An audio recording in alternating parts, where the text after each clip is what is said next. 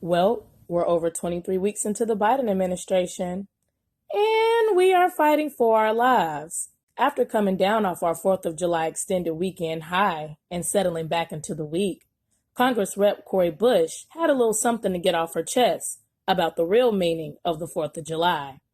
She said, remember that this day is not for the black people, but for the white people, because black people are still not free.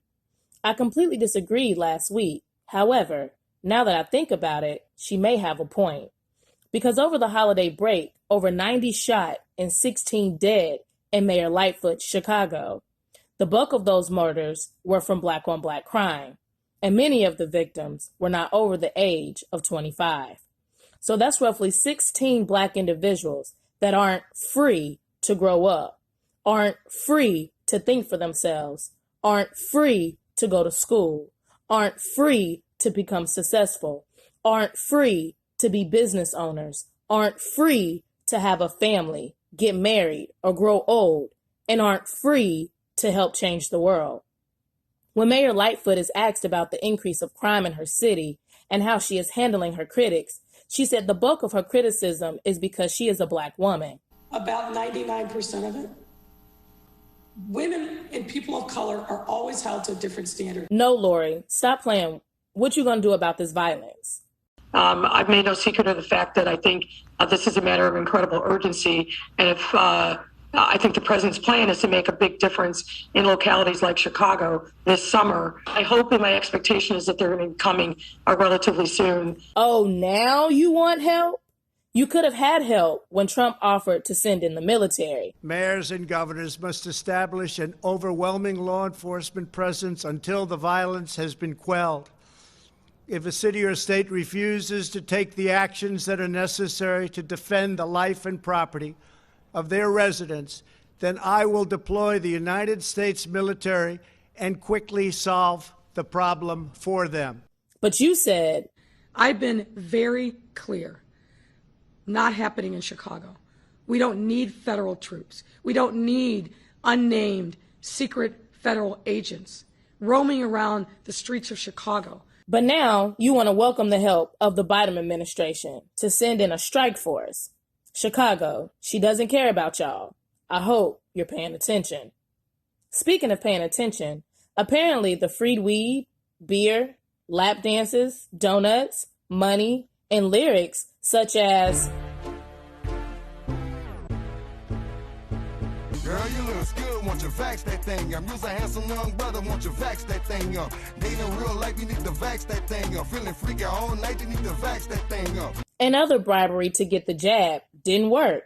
And the Biden administration has decided to ramp up vaccine efforts, cut out the middleman, and go straight to the source.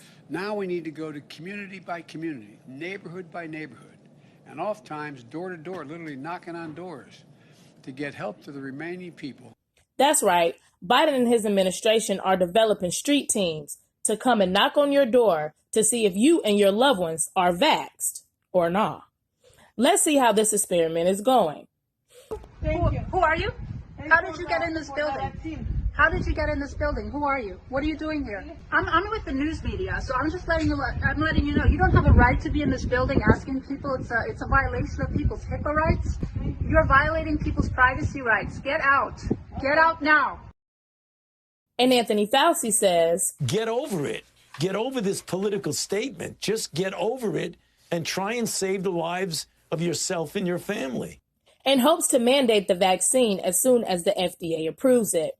That means all y'all out here taking a vaccine that is drastically being pushed and hasn't even been approved yet? Oh, okay. Hi, lab rat. Yeah, for the 1,000th time, I'll pass. And in the words of Ronald Reagan. I think you all know that I've always felt the 9 most terrifying words in the English language are, I'm from the government and I'm here to help.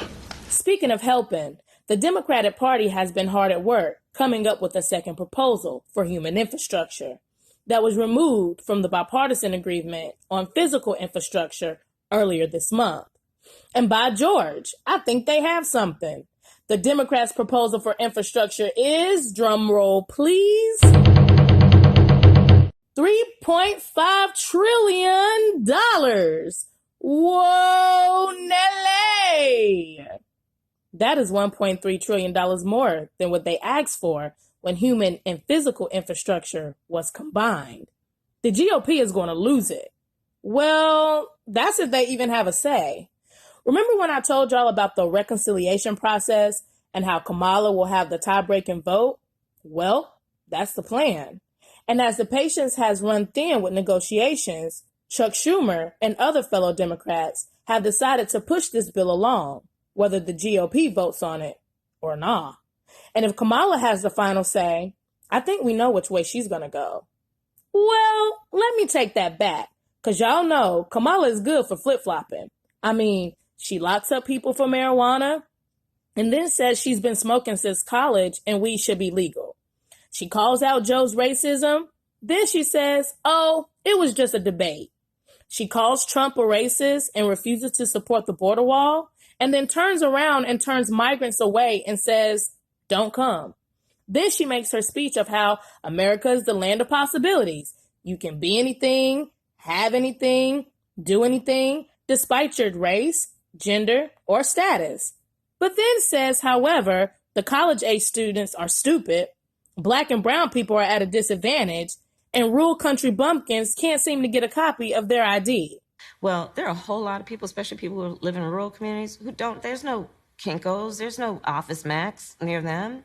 People have to understand that when we're talking about voter ID laws, be clear about who you have in mind and what would be required of them to prove who they are. My God, how did this woman make it into the White House? That's right, we remember. But she ain't the only one that shouldn't be in the White House. We need to throw the whole staff away and start over before America is the new Cuba. If you haven't heard, Cuba wants all the smoke with their government and wants the U.S. to back them up.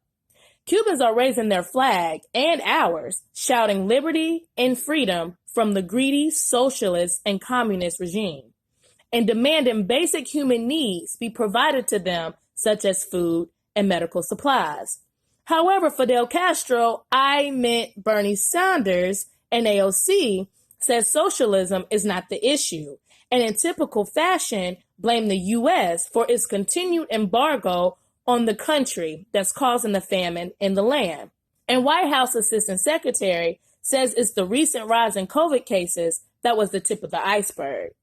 But Cubans are saying this storm been brewing for decades, and it's not the sanctions that the U.S. placed on Cuba that is the issue. It is the sanctions that the Cuban government has put on its own people that is to blame. Let's be clear. The embargo restricts military weapons and non-essentials that threaten the security of the U.S., but not agriculture. Cuba can trade food and medical with the U.S. as much as it desires, but yet food and medicine is not reaching the Cuban people. So where is it going? Also, Cuba is rich with agricultural land. So why is there such a lack in food supply? And why can't they produce and export their own food? Well, because they aren't allowed to. Well, why aren't they allowed to? Well, ask their government. Cubans believe that while their government is passing down socialism on its people, it's practicing capitalism at the top. And while the rich get richer, the poor are getting poorer. Many Cubans have expressed their desire to just be free and independent and don't need the slim handouts the government barely provides. And as much as it should warm our hearts to see the American flag being used as a symbol of what freedom means, it's also bittersweet.